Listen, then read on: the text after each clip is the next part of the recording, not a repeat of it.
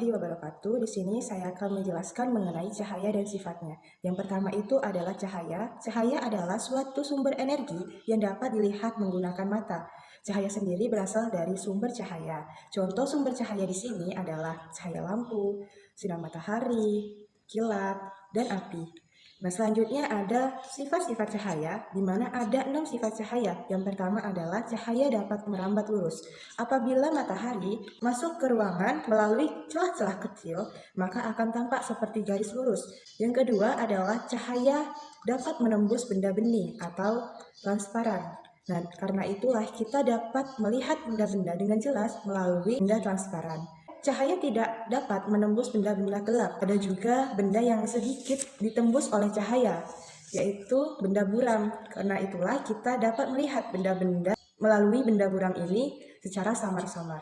Nah, yang ketiga adalah cahaya dapat dipantulkan. Nah, di sini cahaya dapat dipantulkan apabila mengenai benda-benda dengan permukaan yang mengkilap. Contoh dari permukaan yang mengkilap ini yaitu adalah cermin dan air. Berdasarkan bidang pantulnya, pantulan cahaya dibedakan menjadi 2 jenis. Yang pertama itu pemantulan baur dan pemantulan teratur. Pemantulan baur terjadi apabila cahaya mengenai benda-benda dengan permukaan bidang pantul yang tidak rata, sedangkan pemantulan teratur terjadi apabila cahaya mengenai benda-benda dengan bidang pantul yang rata. Nah, yang selanjutnya itu yang keempat, cahaya dapat dibiaskan. Apabila cahaya mengenai 2 medium dengan kerapatan yang berbeda, misalnya nih, dari udara menembus ke air, maka cahaya bisa dibelokkan. Peristiwa pembelokan ini yang dinamakan sebagai pembiasan.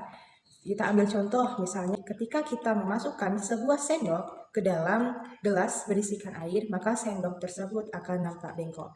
Nah, yang kelima ada cahaya dapat diuraikan.